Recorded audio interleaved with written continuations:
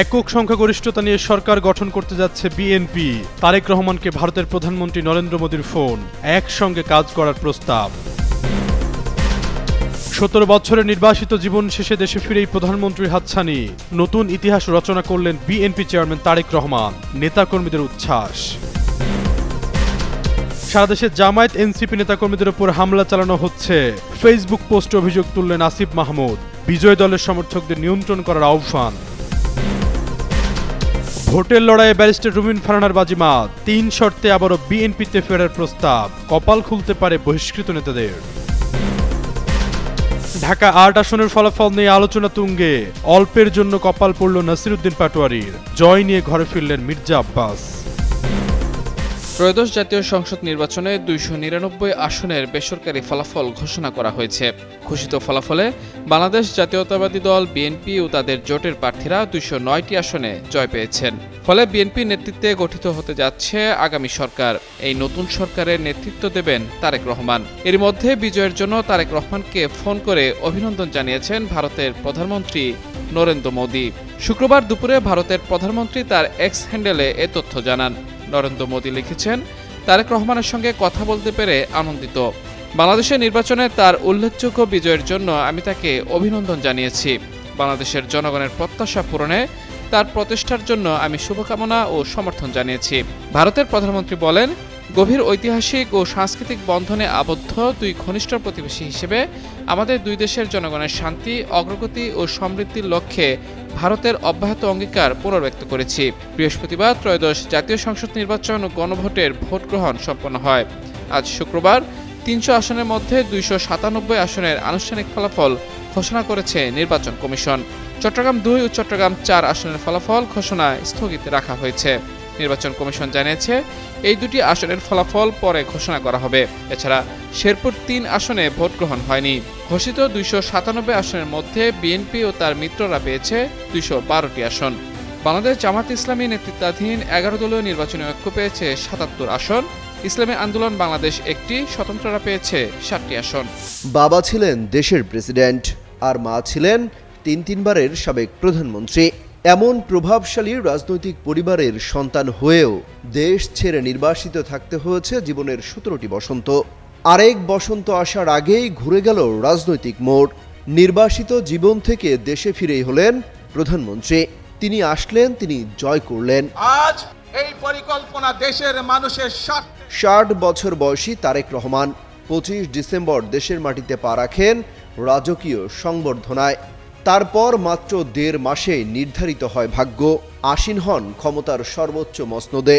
তারেক রহমান 2007 সালে 1/11 পট পরিবর্তনের পর গ্রেপ্তার হন।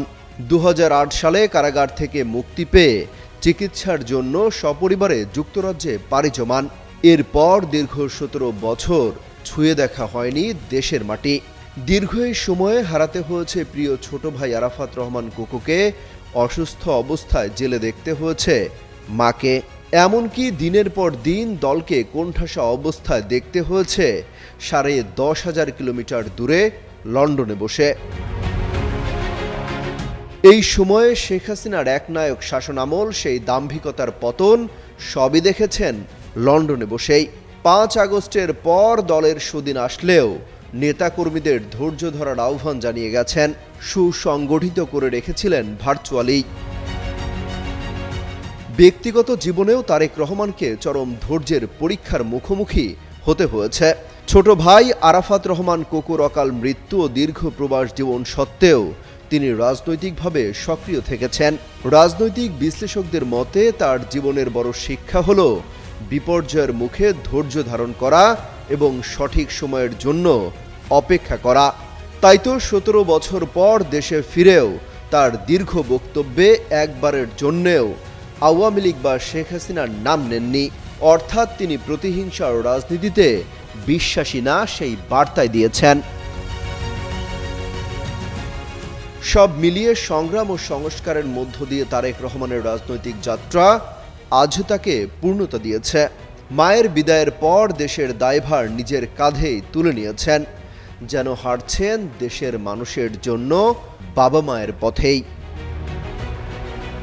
অমিত হাসান রবিন, যুগান্তর নিউজ। সারা দেশে বিভিন্ন স্থানে এনসিপি এবং 11 দলীয় জোটের নেতাকর্মীদের উপর হামলা করা হচ্ছে, এমন অভিযোগ তুলেছেন অন্তর্বর্তী সরকারের সাবেক উপদেষ্টা আসিফ মাহমুদ সজীব ভুঁইয়া। তাদের নেতাকর্মীদের বাড়িঘর এবং পরিবার হুমকির সম্মুখীন বলেও অভিযোগ করেছেন এনসিপির এই মুখপাত্র। শুক্রবার এক ফেসবুক স্ট্যাটাসে আসিফ মাহমুদ বলেন, যারা বিজয়ী হয়েছেন তারা আপনাদের নেতাকর্মীদের নিয়ন্ত্রণ করুন। আসিফ মাহমুদ লেখেন, গণতান্ত্রিক উত্তরণের শুরুটাই যদি বিরোধী দল ও মতের মানুষের নিপীড়নের মধ্য দিয়ে হয় তা আমাদের জন্য লজ্জাজনক হবে। ত্রয়োদশ জাতীয় সংসদ নির্বাচনে জামায়াত জোট 77টি আসন পেয়েছে। এর মধ্যে এনসিপির হাসনাত আব্দুল্লাহ, নাহিদ ইসলাম সহ 6টিতে জয়ী হয়েছে। তারা মোট 30 আসনে প্রার্থী দিয়েছিল। ব্রাহ্মণবাড়িয়া 2 আসনে বিপুল ভোটে জয় পেয়েছেন স্বতন্ত্র প্রার্থী রুমিন ফারহানা। নির্বাচনের পরদিন হাসকোলে সংবাদ সম্মেলনে আসেন বিএনপি থেকে বহিষ্কৃত এ নেত্রী। সংবাদ সম্মেলনে দলে ফেরা নিয়ে এক প্রশ্নে বিভিন্ন শর্তের কথা বলেন রুমিন ফারহানা। তিনি জানান, তাকে দলে ফেরাতে হলে তার যেসব নেতাকর্মীকে বহিষ্কার করা হয়েছে তাদেরও বিএনপিতে ফেরাতে হবে। এ সময় ভোটের মার্কা হিসেবে হাঁস বেছে নেওয়ার কারণ সম্পর্কে তিনি জানান, ছোটবেলায় তিনি হাঁস পালতেন। সেই স্মৃতি এবং অভ্যাসের কারণে তিনি হাঁসকে প্রতীক হিসেবে বেছে নিয়েছেন। সংবাদ সম্মেলনে তিনি অভিযোগ করেন, নির্বাচনের দিন দুপুরের পর বিভিন্ন জায়গায় ভোট ছাপানোর চেষ্টা হয়েছে, ফলাফল আটকে রাখার চেষ্টা করা হয়েছে। রুমিন ফারহানা বলেন, জালিয়াপাড়া কেন্দ্রে তিনি নিজে গিয়ে খেজুর গাছের কর্মীদের সঙ্গে মারামারি করেছেন, ভোট গুনিয়েছেন, কিছু ফলস ভোট পেয়েছেন, যেগুলো সবই চ্যালেঞ্জ। এবারে নির্বাচনে বিএনপি জোট সমর্থিত প্রার্থীকে 38,000-এরও বেশি ভোটের ব্যবধানে হারিয়ে বিজয়ী হয়েছেন স্বতন্ত্র প্রার্থী রুমিন ফারহানা। হাঁস প্রতীকে প্রতিদ্বন্দ্বিতা করে তিনি 1,18,547টি ভোট পেয়েছেন। তার নিকটতম প্রতিদ্বন্দ্বী জুনায়েদ আল হাবিব খেজুর গাছ প্রতীক নিয়ে পেয়েছেন 80,434টি ভোট। রাজধানীর কেন্দ্রবিন্দু ঢাকা 8 আসন ঘিরে গত কয়েকদিন ধরেই উত্তেজনা ছিল চরমে। ভোটারদের জল্পনা কল্পনার অবসান ঘটিয়ে অবশেষে জয়ের মালা পরলেন বিএনপি প্রার্থী মির্জা আব্বাস।